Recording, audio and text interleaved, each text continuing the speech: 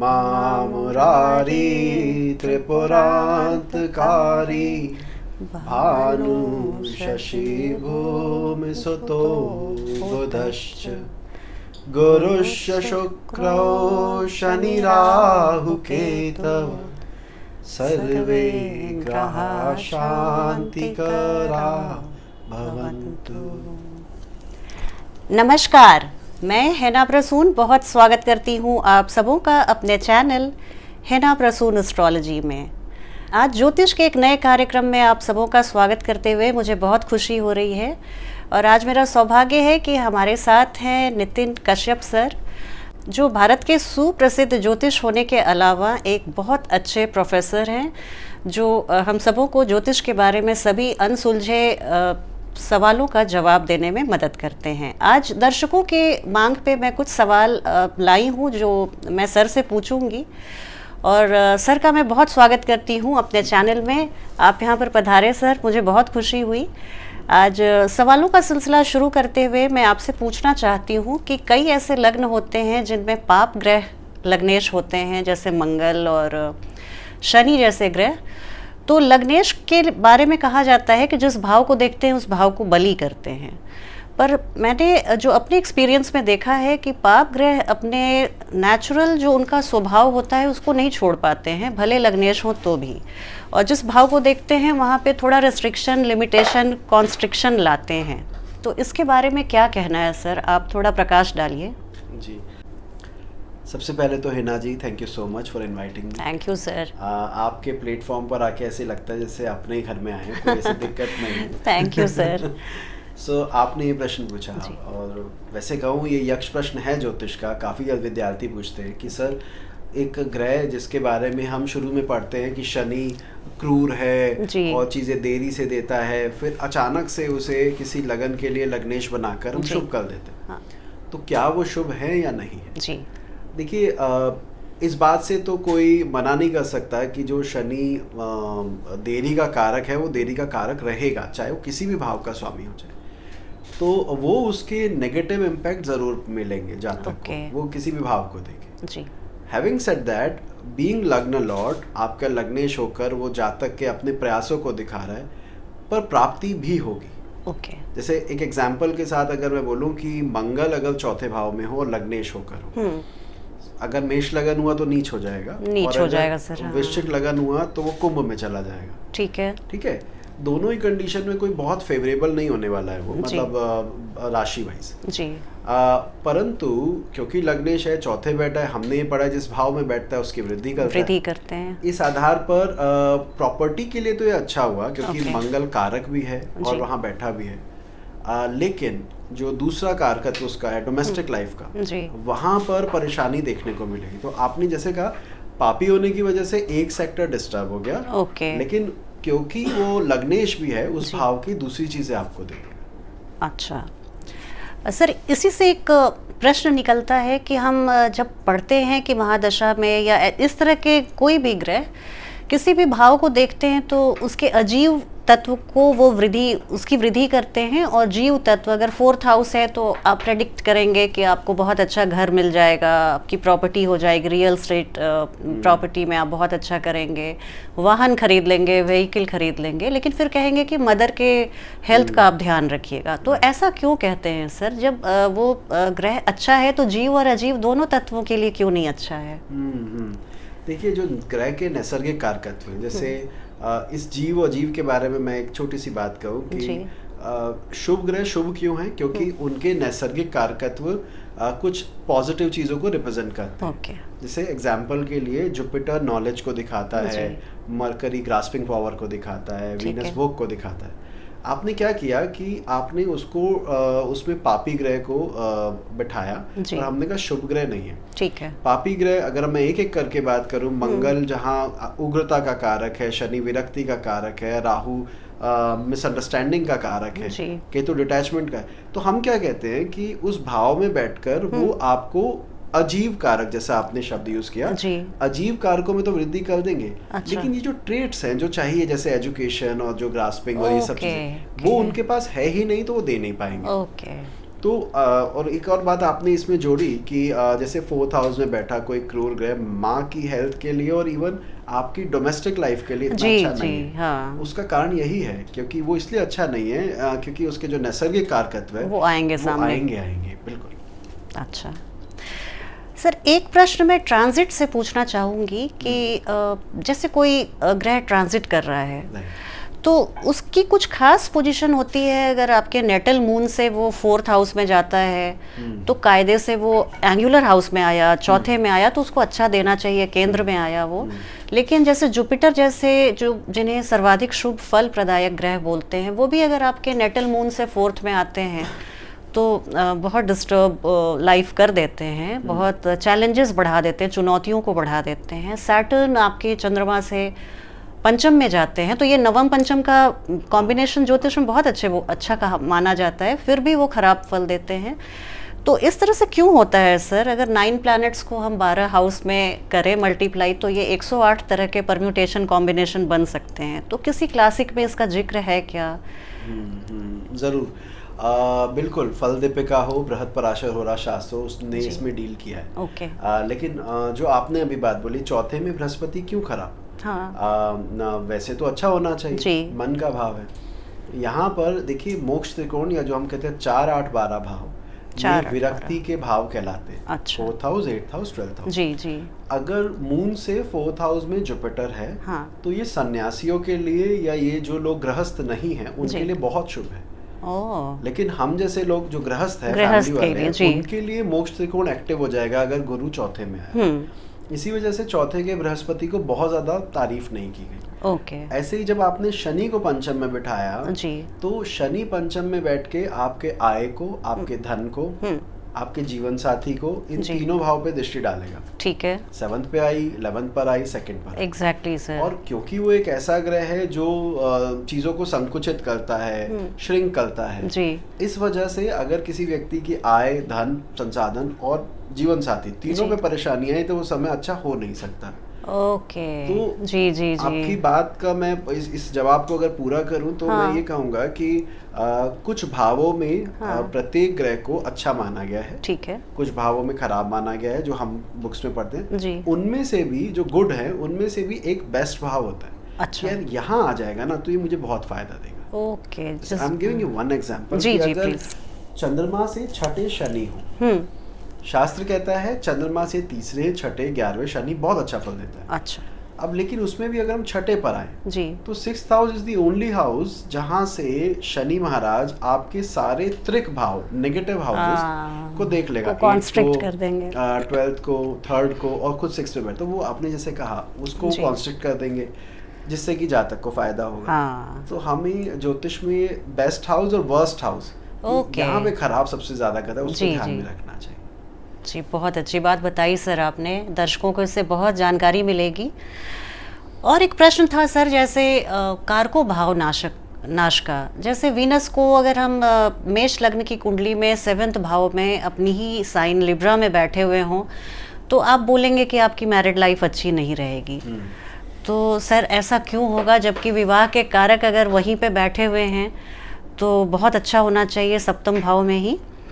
तो इसको क्यों ऐसा कहा गया है सर, या ऐसा क्यों होता है? जी जी जी जी, देखिए एक बात से तो आप अग्री करेंगे कि कुंडली में हमारे पास ज़्यादा पापी ग्रह हैं और कम शुभ ग्रह। ठीक है। 5 ग्रहों को हमने एक लिस्ट में डाल दिया कि शनि, मंगल, राहु केतु और सूर्य को भी क्रूर कह के उस लिस्ट में डाल दिया जी। उसी तरह शुभ ग्रह हमारे पास लिमिटेड है। ठीक है। सॉरी। तो इसमें जब आपने मुझसे पूछा कि इसका फलित कैसे करते, जब किसी भाव में कारक आके बैठ जाए, ठीक है, जैसे मेष लगन में शुक्र 7th में, जी जी, नो डाउट अपने घर का है। हाँ। इससे बढ़िया क्या पोजीशन होगी उसकी? जी सर। लेकिन पर परेशानी ये है कि जब कोई ग्रह अपनी ही राशि का बैठा हो जी, और वो भी कारक होके, तो क्योंकि हमारे पास 5 पापी ग्रह हैं, हाँ, और उन 5 में से आई गेस 3 के पास 3 से ज्यादा दृष्टियां हैं। शनि के पास 3 दृष्टि है, मंगल के पास है, राहु के पास है। अगर मैं केतु को अवॉइड भी करूं, नहीं लूं तो हाँ, तो आपके उस घर में, अपने घर में बैठे ग्रह के अफ्लिक्टेड होने के चांसेस बढ़ जाते हैं। ओके। तो वहाँ पे सिचुएशन काफ़ी क्रिटिकल हो जाएगी कि जी। भावा लॉर्ड कारक सब अफ्लिक्ट हो रहे हैं। जी। लेकिन अगर आपके पास ऐसा चार्ट आ जाए जिसमें हाँ। शुक्र सप्तम में हो पर पाप प्रभाव में नहीं हो, ओके। ऐसे चार्ट भी होते हैं जिसमें शनि मंगल राहु सूर्य कोई नहीं दिख रहा सेवंथ को, इन अच्छा। That case we should consider it as a good combination कि अरे ये तो बहुत अच्छा फल देगा। ओके। अगर पाप मध्यस्थ में आने की तो बहुत संभावना रहेगी सर, ये तो सूर्य तो पास में ही रहेंगे, 45 डिग्री से ज़्यादा तो जाएंगे नहीं। तो अगर पाप मध्यस्थ में आ गए तो फिर गड़बड़ है। गड़बड़ है, बिल्कुल आप सही कह रहे हैं, ये चीज़ है। अच्छा सर, किसी कुंडली में अगर 2 से ज़्यादा ग्रह हों किसी भाव में और उसमें किसी एक ग्रह की महादशा चल रही है, तो उसको कैसे सर आप प्रेडिक्ट करेंगे? क्या वो पूरा भाव एक्टिवेट होगा? फिर उसमें जो और 2-3 ग्रह बैठे हुए हैं क्या वो भी एक्टिवेट हो जाएंगे और फिर जहाँ के लॉर्ड हैं वो वहाँ का भी फल देने, इसको बहुत सारी खिचड़ी पकने वाली स्थिति हो जाती है सर, इसको कैसे आप समझाएंगे? राइट, देखिए आपने बिल्कुल सही कहा, जब 2-3 ग्रह साथ बैठे हों और हमें फलित करना और एक की महादशा हो तो इसको कैसे देखें? जी। तो उत्तर इसका ये है कि मैं इसको एक एग्जांपल से बताता हूँ। जी प्लीज़। मान लीजिए 9th लॉर्ड 10th लॉर्ड की युति है, ठीक है। और उस युति में आपकी कुंडली का 4th लॉर्ड भी आके बैठ गया। ओके। हाँ। अब आपकी उस दशा आई जी। 9th 10th लॉर्ड की दशांतर दशा, जी। अब वो राजयोग फल दे रही है। हाँ। क्योंकि उसके साथ 4th लॉर्ड भी बैठा है, हाँ। तो वो जो उसका बेनिफिट है वो आपकी मदर को या आपको प्रॉपर्टी को भी जा रहा हो। ओके। तो ये कुछ इस तरह से है कि जैसे एक फीस्ट लगी है, हाँ। और आपने ज़्यादा लोग, जितने ज़्यादा इनवाइटेड गेस्ट हैं वो सबको वहाँ पर आने का एडवांटेज मिलेगा। अच्छा। और अगर ओके। उल्टा है, अगर जी। स्केर्सिटी है, हाँ। कोई नेगेटिव योग है, 6th 8th Lord together पोजिटेड in one house, और उसके हाँ। साथ आके कोई बेनिफिक लॉर्ड बैठ गया, ओह। तो अगर एक की दशा आएगी तो वो दोनों को भी डिस्टर्ब करेगा, क्योंकि नेगेटिव अगर दशा है जी, तो जी। जो उससे कनेक्टेड है उन पर इम्पैक्ट आएगा। ओके। और आपने बात सही कही कि खिचड़ी सी पक जाएगी। जी। अब हमने कई बार देखा है कि कोई व्यक्ति विवाह के लिए जाता है, suppose, ठीक है।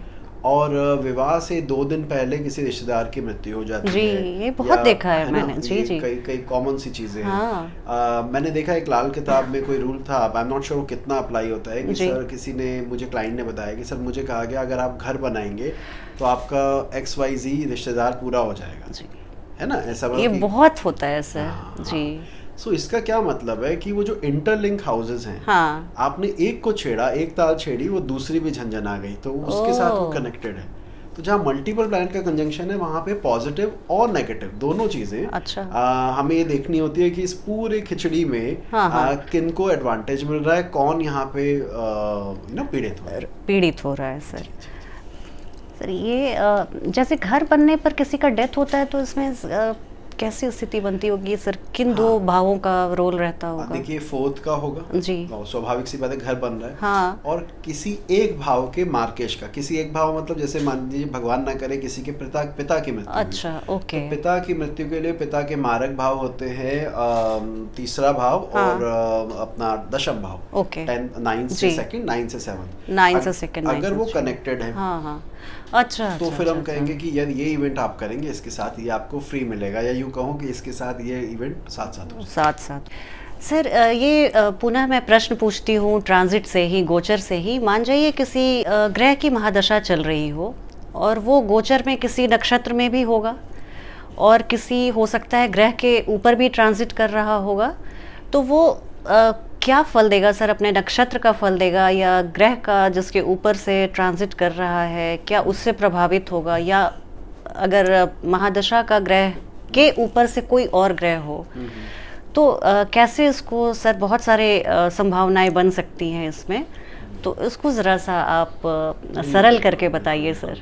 ये एक सवाल मुझे किसी छात्र ने पूछा था पहले जी। कि सर जो हमारा मूल स्वभाव है, क्या वो दशा के वजह से बदलता रहता है कि हाँ। किसी एक दशा में हम बहुत खुश रहते हैं, किसी दशा में हम बिल्कुल ही कुंठित महसूस करते हैं? जी। तो पूछ रहे थे कि क्या ये दशा के आधार पे बदलता है? हाँ। तो उत्तर मेरा ये था कि जो आपका मूल स्वभाव है वो तो बर्थ चार्ट में लिखा गया, ठीक है। उसमें थोड़ा वेरिएशन दशा अंतर दशा ना जरूर करेंगे। ओके। कि कई बार बहुत ही बिगड़े हुए लोग एक पर्टिकुलर दशा में संत बन जाते हैं। जी जी। और इसका उल्टा भी होता है, संत लोग किसी एक पर्टिकुलर दशा में करप्ट हो जाते हैं, बिगड़ भी जाते हैं जी। तो ये दशांतर दशानाथ का असर पड़ता है। फिर आपने कहा दशानाथ नेटल चार्ट में कहा है, हम उसकी बात नहीं कर रहे, हम क्या ट्रांजिट में वो जिस नक्षत्र पर से गुजर रहा है, ठीक है। अब देखिए, अगर आपका दशानाथ मंदगामी ग्रह है, जैसे कि बृहस्पति है या शनि है, हाँ, तो स्वाभाविक सी बात है कि वो 1 साल तक उस नक्षत्र के ट्रेड को धारण करने वाला, ठीक है। तो हाँ, आपको उसके व्यवहार में, उसकी लाइफ में उस नक्षत्र के ट्रेड्स को आप देखेंगे होते हुए। अच्छा। लेकिन अगर वो तीव्रगामी ग्रह है, जैसे शुक्र है या बुध है, वो एक नक्षत्र में हार्डली 10-12 दिन मुश्किल से निकालेंगे और आगे बढ़ जाएंगे, पता नहीं चलेगा। हाँ, तो आप जब तक वो फील करेंगे तब तक अगला नक्षत्र आ चुका है जी। सो वहां पर ये रिजल्ट देखने को नहीं मिलता है, ठीक है। इसके बाद आपने एक और चीज कही कि महादशानाथ किसी ग्रह के ऊपर से ट्रांजिट कर रहा है। डेफिनेटली महादशानाथ अगर किसी ग्रह के ऊपर से ट्रांजिट कर रहा है तो वो उस ग्रह के कारकत्वों का इस्तेमाल करेगा, ठीक है। और अगर वो कारक ग्रह है, योग कारक ग्रह जिसकी महादशा चल रही है, और वो शुभ ग्रह के ऊपर से ट्रांजिट कर रहा है, तो डेफिनेटली रिजल्ट उसका अच्छा देगा। ओके। और अगर वाइस वर्सा है, नेगेटिव रिजल्ट देने वाला था और वो किसी शुभ भाव के अधिपति पर से गुजर रहा है, तो इसको हम शुभ नहीं लेंगे, ओके, क्योंकि वो उसके ऊपर प्रभाव छोड़ता है। मतलब सर, जो ट्रांजिट में ग्रह ऊपर है वो ज्यादा इन्फ्लुएंस करता है जो उसके अंडर में जो प्लैनेट होते हैं। जायज बात है, जैसे जो ऊपर वाले की तो खैर हमेशा ही महत्ता अलग होती है, हाँ। और जो ऊपर एक एडवांटेज है उसके पास जी। और हम उसको ज्यादा इम्पोर्टेंस देते हैं कि वो किसके ऊपर से गुजर रहा है, ठीक है। वो उनको उसके ट्रेड को इस्तेमाल करेगा। अच्छा, मैं आगे आपको और बताता हूँ कभी अगर और कुछ ऐसा कुछ सवाल हुआ तो इसको कवर। जी जी जी जरूर। और सर, जैसे चोरी, कुछ ऐसी चीज़ें होती हैं, चोरी, एक्सीडेंट्स, बहुत तरह के हादसे या सर्जरी, ऑपरेशन, तो ये तो ठीक बात है कि आपकी जन्म की कुंडली में वैसे योग बनेंगे तो होगा, लेकिन ट्रांजिट में ऐसी क्या एक ट्रांजिट में कोई ऐसा ट्रिगर पॉइंट है जिसके होने पर ये फिर तत्काल हो जाता है, हादसे हो जाते हैं, चोरी हो जाती है? Right right right. देखिए, सबसे पहले तो इसको मैं थोड़ा सा क्लाइंट के पर्सपेक्टिव से बताता हूँ। कई बार क्लाइंट आपके पास आए, पत्रिका दिखाई, आपसे पूछा, सर मेरी ज़िंदगी में मुझे ये जॉब के लिए ट्राई कर रहा हूँ, ज़रा बताइए, या कोई भी काम आपको, ठीक है।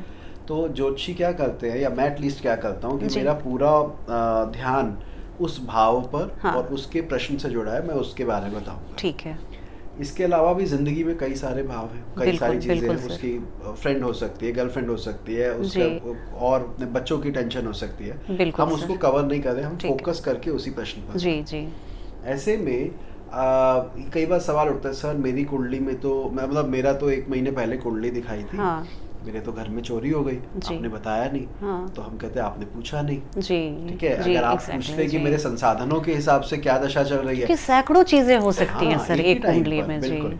अच्छा, फिर आपने कहा कि क्या हम इसको कुंडली में कैसे ट्रांजिट में देखेंगे, हाँ, कैसे, क्या ट्रिगर करता है कि ये सब चीजें होती हैं? Right right right right. देखिए, मैं फिर इसको शुरू से लेके चलता हूँ। अगर मेरे पास कोई क्लाइंट आया, ठीक है, और मुझे लगा कि इसके एक्सीडेंट के योग हैं ड्यू टू दशा, ओके, ट्रांजिट नहीं देखना, ड्यू टू दशा, ठीक है। अगर दशा की वजह से है तो मैं उसको उस पूरे 1 साल 1.5 साल जो भी होगा कि उसके लिए आगाह करूँगा, जी।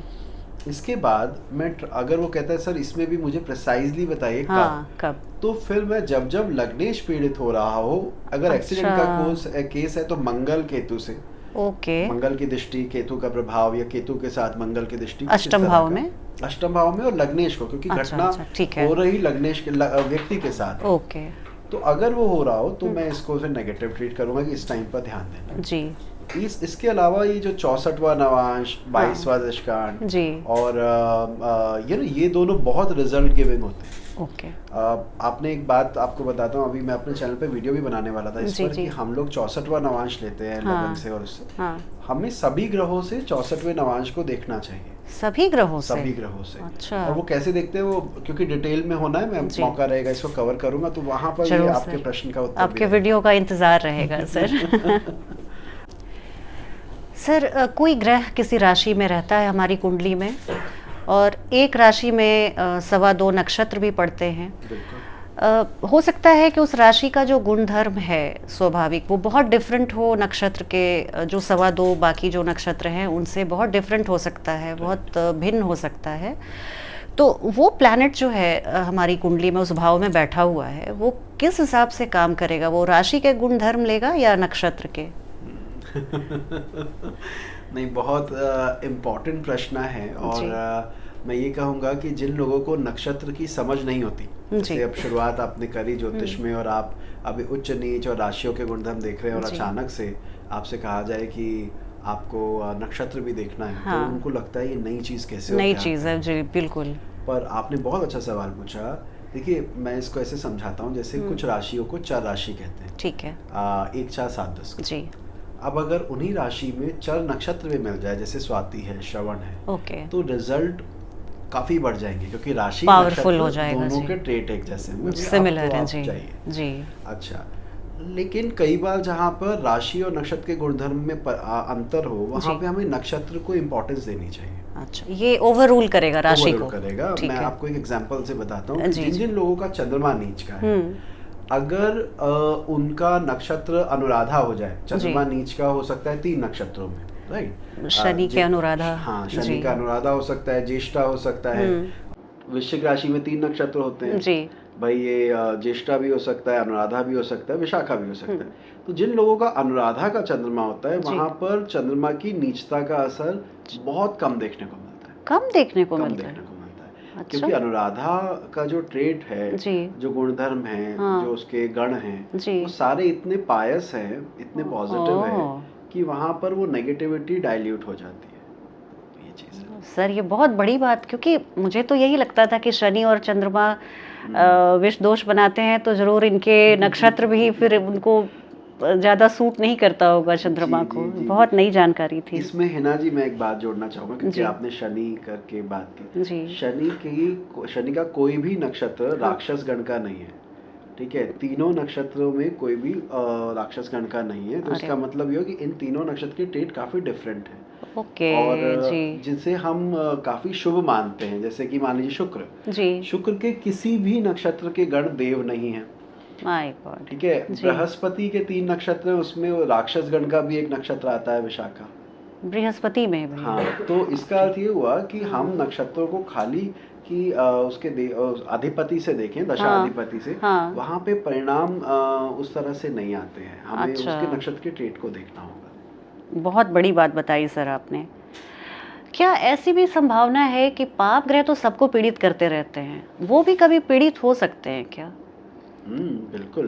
अगर पाप ग्रह निर्बल हैं, अच्छा, और दूसरा पाप ग्रह जो उसका शत्रु भी है उसके साथ बैठ जाए जी, तो डेफिनेटली वो पीड़ित हो सकते हैं। अच्छा, इसके अलावा दिग्बलहीन होना हुआ जी, या आप ये कहिए षडबल में उसका स्कोर कम होना हुआ, तो डेफिनेटली पाप ग्रह भी फिर वहाँ पर नेगेटिव रिजल्ट उसके डाइल्यूट हो जाते हैं, अगर वो पीड़ित हो जाए तो। अच्छा सर, एक प्रश्न और था मेरे मन में कि 6 8 12 के स्वामी 6 8 12 के स्वामी किसी शुभ ग्रह के साथ बैठे हों, और जो उस कुंडली के लिए मार्केश भी हों, वो शुभ ग्रह, तो क्या इनकी महादशा में जातक या जातिका की मृत्यु हो सकती है, या मृत्यु तुल्य कष्ट हो सकता है, या परेशानी किसी तरह की हो सकती है? जितना हिना जी आपने कहा उसका उत्तर है हाँ, संभावना है जी, क्योंकि आपने मार्केश का संबंध कुंडली के अष्टम भाव, छठे और द्वादश के अधिपति से किया जी, तो जितना आपने कहा उसमें हाँ बिल्कुल संभावना है जी। इसको पूर्ण करने के लिए अगेन हमें ये देखना होगा कि वो दोनों जो ग्रह साथ बैठे हैं, जिस शुभ ग्रह की आपने बात की जी, और जो क्रूर ग्रह जो साथ बैठा, अगर वो परस्पर मित्र है हाँ, तो फिर संभावना बढ़ जाती है। अच्छा, और अगर वो एक दूसरे के शत्रु हैं तो बलि के हिसाब से वो परेशानी नहीं है। हाँ, थोड़ा नलीफाई रिजल्ट थोड़ा कम हो जाए। त्रिषडाय भाव के स्वामी सर, 3 6 और एकादश भाव के स्वामी कहते हैं कि अगर मैलेफिक हों, पाप ग्रह हों, तो बहुत अच्छा परिणाम देते हैं, और अगर यही शुभ ग्रह हो जाते हैं तो नहीं अच्छा परिणाम देते हैं। तो इसके बारे में थोड़ा प्रकाश डालिए सर, ये ऐसा क्यों होता है? आपको बता दो, कल ही क्लास में मैं ये पढ़ा रहा था जी। हुआ क्या कि हम बात कर रहे थे करियर पर, करियर के बारे में पढ़ा रहे थे। ठीक है। तो करियर में क्या होता है कि करियर में 3 6 10 11 की बड़ी इंपॉर्टेंट भूमिका होती है। जितने स्ट्रांग हो गए उतना बढ़िया। हाँ। तो एक स्टूडेंट ने ये सवाल पूछा कि सर केंद्रा नहीं, त्रिकोणा नहीं, हाँ त्रिशडाय, जी ये जी क्यों बढ़िया? हाँ तो इसका उत्तर ये है कि केंद्र त्रिकोण आपकी योग्यता है, ठीक है आप कितने योग्य हैं। अब जी वो योग्यता कितना आप क्रियान्वित कर पाएंगे वो अच्छा 3, 6, 10, 11 है, वही डिसाइड वो करेगा डिसाइड करेंगे अच्छा अच्छा कि भैया मुझे भगवान ने गुण तो बहुत दे दिए, पर हाँ मैं हाँ गुण को दिखाना ही नहीं चाहता, आलस्य प्रमाद की वजह से मैं कहीं बिजी रहता हूँ, हाँ तो वो गड़बड़ है। ठीक है 3, 6, 10, 11 के स्वामी अगर पापी ग्रह हुए हाँ तो वो रेजिस्ट करेंगे, वो उस सिचुएशन को मैं कहूँगा इस तरह करेंगे कि आपको करना ही पड़ेगा, बगावत करेंगे वो बगावत करेंगे। जी तो बगावत करेंगे तो योग्यता सामने आएगी आएगी। आएगी अगर परिस्थितियां हमेशा आपके अनुकूल बनी रही जी जी तो जी फिर आप क्यों करेंगे, आप कंफर्ट जोन के बाहर नहीं बाहर जाएंगे नहीं जाएंगे। इसका एक अच्छा आपको मैं बात बताता हूँ कि हाँ जो हम ये निकालते हैं ना कि कौन सा ग्रह किसका मित्र किसका शत्रु हाँ है, हाँ तो उसमें एक नियम ये कहता है कि अगर मान लीजिए मुझे ये पता करना है गुरु के कौन मित्र कौन शत्रु होते हैं, ठीक है तो गुरु का मूल त्रिकोण लग्न हाँ कि धनु है, उसको जी लगन बनाइए, हाँ और जिन भावों का आपने नाम लिया, जी जी तीसरा, छठा, छठा दसवां, 11वां, दशम और एकादश और एक 7वां और इसमें ऐड हो जाता है, अच्छा इन घर के मालिकों को शत्रु कहा जाता है। ओ क्योंकि ठीक है ये शत्रु नहीं होंगे अगर वो वही जैसे आपने बगावत नहीं करेंगे जी तो आप उसके लिए लड़ेंगे नहीं। लड़ेंगे नहीं तो हाँ इसलिए पापी ग्रह वहां पर होना, उसके अधिपतियों का पापी होना और बली होना आप में फाइट करने की जो भूख है अच्छा उसको बढ़ाते हैं। और शुभ ग्रह आपको एक कंफर्ट दे देंगे कि जो हाँ चल रहा है वो चल रहा हाँ है बिल्कुल। अच्छा एक योग है वसुमान योग, हाँ इसमें कहा गया कि तीसरे भाव में यदि शुभ ग्रह विराजित हो जी तो आपका बचपन अच्छा और बुढ़ापा बुरा बीतता है। ओह क्यों? क्योंकि बचपन में मिल गया लेकिन आपने कहा चल रहा है, हो जाएगा, एटीट्यूड की वजह से जी gradually you are going to lose all the resources. Okay तो बड़ा ओके इंपॉर्टेंट योग है, बट हाँ चलिए ठीक है। सर रेमेडीज करते समय जो हम लोग बताते हैं कि किसी ग्रह के लिए हम लोग बोलते हैं कि तुम उसका रत्न पहन लो, जेम स्टोन पहन लो, किसी के लिए पूजा मंत्रोच्चार बताते हैं, किसी के लिए बोलते हैं दान कर दो इस ग्रह की शांति के लिए, तो ये आप कैसे, इसका क्या पैरामीटर क्या है? और ये भी बताइएगा सर कि जैसे हम लोग गाय को बृहस्पति से जोड़ते हैं, सरसों तेल को, पीपल के वृक्ष को शनि के लिए, गंगा जल को चंद्रमा से, घी को, गुड़ को सूर्य से, तो इसके पीछे क्या लॉजिक है, क्या रैशनल है सर?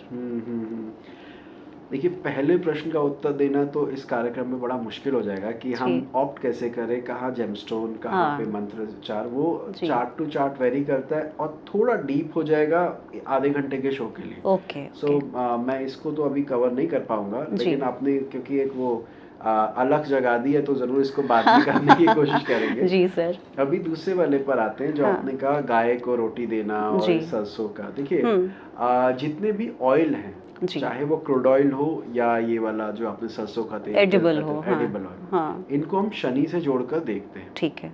क्यों? क्योंकि नॉर्मली जब कोलू का तेल निकाला जाता है ना, तो वो कोल्ड प्रेस करके, और आप उसका एक तरीका है, तो वो जो स्ट्रगल है ना, वो जो हार्ड वर्क है, फ्रिक्शन है जी, वो हम तेल में देखते हैं, इसलिए कहते हैं शनि से हम तेल को कनेक्ट करते हैं। ओके। अच्छा, दूसरा आपने घृत की बात की, घी की बात की। घृत क्योंकि आपके शरीर को पुष्ट करता है, आपके फैट को भी बढ़ाता है, आज के समय में मैं बोलूँ तो वो बृहस्पति से कहीं ना कहीं कनेक्ट होता है। ओके। एक बात यहाँ पे और जोड़ना चाहूंगा कि कुछ चीजें ऐसी हो सकती है जिसका लॉजिक हमें आज ना समझ में आए, क्योंकि हम कहें हम सर्वज्ञ हैं तो हम नहीं हैं, हम तो अल्पज्ञ हैं, राइट। लेकिन जैसे ऐसे साइंस भी इस चीज़ को कंफर्म करता है ना कि हाँ, इस प्लैनेट का, या यूँ कहें कि इस चीज़ के ट्रेड जो है वो कहीं ना कहीं जो आप रेमेडीज करते हैं और उससे कनेक्ट हो रहे हैं। बिल्कुल सर। जैसे वो क्या कहा करते थे, पीपल के पेड़ के नीचे नहीं सोना चाहिए, भूत आ जाते हैं, तो बताया गया जी लैक ऑफ ऑक्सीजन रहती है, जिस वजह से नहीं सोना चाहिए। बिल्कुल सर। तो मुझे लगता है कि हमें अपने संस्कृति पे विश्वास होना चाहिए।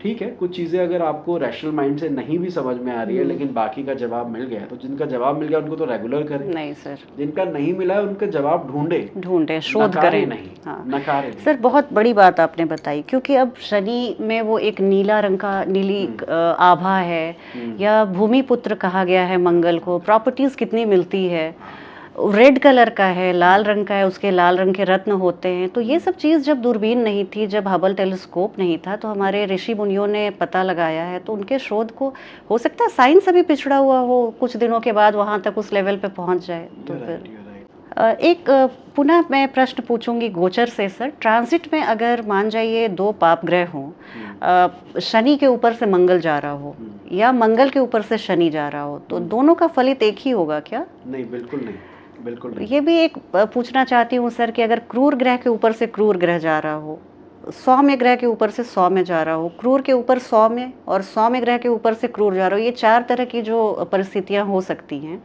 कैसे फलित करते हैं सर? थोड़ा प्रकाश डालिए। देखिए, इसका जवाब हमें क्लासिकल बुक में मिलता है। जैसे अभी आपने कहा, ये जो कैटेगरी सौम्य क्रूर की बताई, वो तो एक जेनेरिक हो जाएगी जी। अगर मैं जैसे कि एग्जांपल के लिए आपको बोलूँ, बृहस्पति का गोचर, बृहस्पति, सूर्य, मंगल और बुध जी, इन 4 ग्रहों के ऊपर से शुभ होता है। अच्छा, बाकी किसी के ऊपर से नहीं, not even on moon. Brihaspati का? हाँ जी, जो गोचर का बृहस्पति है, चंद्र राशि के ऊपर से गोचर करे, आप कोई भी क्लासिकल बुक पढ़े, वहाँ पे तारीफ नहीं की गई, बुराई की गई है कि अरे नहीं, लगा चंद्रमा के ऊपर से नहीं जाना चाहिए। और कहाँ तारीफ की गई? जो मैंने आपको जैसे बताया कि सूर्य के ऊपर, मंगल के ऊपर, गुरु के ऊपर और बुध के ऊपर। अच्छा, ऐसे ही अलग अलग ग्रहों का अलग अलग बताए गए हैं। जैसे शनि का गोचर, शनि का गोचर केवल सूर्य के ऊपर से अच्छा है, शनि के स्वयं के ऊपर से भी अच्छा नहीं है। बाकी ग्रह को तो छोड़िए, हम कह रहे हैं अपने ऊपर से भी अच्छा नहीं है। सो ऐसे डिफरेंट प्लैनेट का डिफरेंट ट्रेड बताए गए हैं। अच्छा। हमें थोड़ा इस चीज़ को ऐसे समझना होगा, जो अभी आपने क्रूर और सौम्य की बात की। जी जी। शनि कर्म कारक है। ठीक है। शनि का ट्रांजिट अगर मान लीजिए केतु के ऊपर से हो रहा है, नेटल केतु जी, हम बोलेंगे आप अपने करियर में आपकी ग्रोथ के लिए किसी का पत्ता काटेंगे। पत्ता काटेंगे मतलब आप रिप्लेस कर देंगे। हाँ, रिप्लेस कर देंगे। It could be because of you, it could be because of the circumstances, but किसी का डिटैचमेंट या किसी का डिटैच होना आपको एडवांटेज देगा इन योर प्रोफेशनल लाइफ। अच्छा। Why? Ketu is the planet for detachment, और अगर सैटर्न उसके ऊपर से ट्रांजिट कर रहा है तो करियर के लिए डिटैचमेंट के कॉम्बिनेशन। ठीक है सर। उल्टा कर देते हैं, Ketu is transiting over Saturn. ठीक है। तो आपका पत्ता कट जाएगा, यूं कहें कि आपकी जॉब में प्रॉब्लम है। ओके, अच्छा, ये वाइस वर्सा वाली स्थिति हो जाएगी। सर, ये जस्ट एक बात पूछनी थी, किसी ट्रांजिट में मान जाइए नेटल केतु के ऊपर से ट्रांजिट का सैटर्न जा रहा है, उसी कुंडली में जो नेटल सैटर्न है उसके ऊपर से केतु जा रहा है, साइमल्टेनियसली, तो कैसे इसको प्रेडिक्ट करेंगे सर? तो एक दोनों का पत्ता कट जाएगा? नहीं। मेरी भी नौकरी गई और किसी और की भी नौकरी गई। किसी और की भी ली और मेरे पास भी नहीं। हाँ जी। लेकिन नहीं, ऐसा नहीं है। इसमें क्या होता है, जब आपने कहा महादशा जो गोचर होता है, तो हम जानते हैं कि 9 के 9 ग्रह हर समय गोचर कर रहे हैं। ठीक है, मूवमेंट है जी। हमें फोकस ये करना है कि ये जो ट्रांजिट है, अगर मेरे महादशानाथ शनि है तो मैं शनि वाला के ऊपर से जो केतु जा रहा है वो ज्यादा इम्पोर्टेंट, सॉरी उल्टा बोल दिया, अगर शनि की दशा है, शनि किसके ऊपर से ट्रांजिट कर रहा है उसको देखो। ठीक है। तो आपके महादशानाथ, अंतरदशानाथ, आपका लग्न लॉर्ड, आपके स्लो मूविंग प्लैनेट, आपका फोकस इसी पर रखिए। अच्छा। वरना तो हम किसी क्या बोलें कि किसी लाइन पर नहीं पहुंच पाएंगे। 9 planet all are moving, natal planet के ऊपर से घूमे जा रहे हैं, रिजल्ट नहीं मिलेगा। अच्छा, क्योंकि लघु पराश्री में सम हो जाने वाला रिजल्ट नहीं है कि आपके सैटर्न पे केतु गया और केतु पे सैटर्न तो सम हो जाएगा। कुछ ना कुछ तो इफेक्ट आएगा सर। नहीं, सम तो भगवत गीता में भी नहीं है, जो कर्म करोगे तो उसका अशुभ या अशुभ आपको फल मिलेंगे। जी। सर, एक प्रश्न सुदर्शन चक्र के बारे में है, ये आप बता दीजिए क्या होता है सर, और उसको क्यों ज्योतिष जगत में बुलजाई की संज्ञा दी गई है कि सुदर्शन चक्र आपने देख लिया तो आप बहुत आपका फलित कभी बिल्कुल अचूक रहेगा, तो इसके बारे में थोड़ा प्रकाश डाल दीजिए। नहीं, स्वाभाविक सी बात है, आपने बिल्कुल सही कहा कि सुदर्शन कुंडली का इस्तेमाल प्रत्येक ज्योतिषी को करना ही चाहिए जी। उसका कारण ये है कि जैसे मैं छोटा सा एग्जांपल दूं, आप जब अखबारों में राशिफल पढ़ते हैं जी, तो अधिकतर आपकी चंद्र राशि पर होता है, आपके बोलते नाम पर होता है। ठीक है। आप अगर वेस्टर्न कंट्रीज में जाते हैं तो वहाँ पर सनसाइन बहुत ज़्यादा जी, और हम जब फलित करते हैं तो लगन पे करते हैं। ठीक है। तो हमारे पास 3 डिफरेंट चार्ट हो गए जी, सनसाइन, मूनसाइन और राइजिंग साइन। हाँ, असेंडेंट और राइजिंग साइन जी। अब क्या है, ठीक है, इन तीनों में वेटेज अलग अलग है, ठीक है। असेंडेंट की ज़्यादा है, मून की उससे थोड़ी कम, सन जी की उससे कम, जी। लेकिन तीनों ही काफ़ी महत्वपूर्ण हैं क्योंकि आपकी आत्मा, आपकी बुद्धि और आपका रथ, शरीर, हाँ। जैसे कि भगवत गीता में हम देखते हैं, या इसको इस तरह समझिए कि जो रथ है वो जी शरीर है, जी जो चंद्रमा है वो चलायमान, वो रथ सारथी है, जी। और सूर्य जो है वो रथी है ठीक जो है। उसे गाइड कर रहा है। तो सूर्य भी ज़रूरी है, चंद्र भी ज़रूरी है, और लग्न भी ज़रूरी है। ओके। तो जब आप जी फलित कर रहे होते हैं तो हाँ। चार्ट को तीनों एंगल से देखना बहुत ज़रूरी हो जाता है। अच्छा। एक जी दूसरा, शुभ अशुभ की परिभाषा, हम कहते हैं लगन से ही योग कारक है जी। कोई ग्रह, ठीक है। लेकिन पता लगा जी चंद्रमा से अकारक है, सूर्य जी से भी अकारक है, तो उस योग कारक की जो योग्यता है जी। वो डाइल्यूट हो गई, बैठ गई। ओके। तो कई बार ऐसा होता है हिना जी कि जी लगन कुंडली से वो हमें अच्छा नहीं दिख रहा है, ठीक है। हमें लग रहा है ये बहुत बुरा प्लैनेट है, लेकिन बाकी दोनों लग्नों से हमें लगता है इसी को बल देना पड़ेगा, ये बहुत ज़रूरी है। ओ सो सुदर्शन एक तो वहाँ बहुत काम आएगा। जी दूसरा, जब आप दशा देख रहे होते हैं हाँ। तो दशा के भी एक सुदर्शन दशा चक्र भी होता है, अच्छा। जिसमें हम देखते हैं कि अब 12-12 साल के हिसाब से मूवमेंट होती है, वो जी भी चेक किया जाता है कि अभी फिलहाल कौन सा भाव एक्टिव है। ओके। सो आपकी इस बात से सहमत हूँ कि अगर सुदर्शन कुंडली से आप चार्ट नहीं देखेंगे हाँ। तो कई कुंडलियों में आप फेल हो जाएंगे, आपको परिणाम अच्छा। समझ नहीं आएगा कि इसमें ऐसा इसने दिया क्यों। मतलब सर ये तीनों कुंडली को सुपर इम्पोज करके सुदर्शन कुंडली बनती है। बिल्कुल बिल्कुल अच्छा। बिल्कुल। मैं अगर पॉसिबल होता तो आपको मैं अपना टूल दिखाता, जैसे जी कभी कोई व्यक्ति आया चार्ट हाँ दिखाने, हाँ हाँ। तो सबसे पहले मैंने जो अपना टूल बनाया उसमें लिखा आएगा कि सूर्य राशि क्या है, जी चंद्र राशि, लगन क्या है, उन राशियों में कॉमन फीचर क्या है, जैसे ओके। तीनों चर तो नहीं है, तीनों जी सात्विक है, तीनों तामसिक है, तामसिक द्विस्वभाव है, क्या है। अच्छा। तो उससे ना उसकी पर्सनैलिटी को आप जज कर पाते हैं कि ये व्यक्ति ऐसा रिएक्ट करेगा। ओह! किसी ग्रह की सर दशा चल रही हो, अंतिम प्रश्न, अब हम कार्यक्रम के अंतिम पड़ाव पे हैं, किसी ग्रह की दशा चल रही हो सर, और वो D1 में बहुत अच्छा हो, आपको लग रहा हो कि बहुत ही अच्छे से, लेकिन किसी और डिविजनल चार्ट में जैसे उदाहरण के तौर पे D10 में वो खराब 6, 8, 12 का स्वामी हो गया हो, तो कैसे प्रेडिक्ट करते हैं सर कि आपकी उस ग्रह की महादशा कैसी जाएगी? आपने कहा लग्न में वो अच्छा है, लगन हाँ, कुंडली लग्न में, कुंडली में अच्छा है। राइट, और किसी वर्ग कुंडली में जी कुल भी दशमांशा नवांशा वो पीड़ित हो गया, जी पीड़ित हो गया या बुरे भाव का अधिपति हो जी गया। देखिए इनमें दो अंतर है।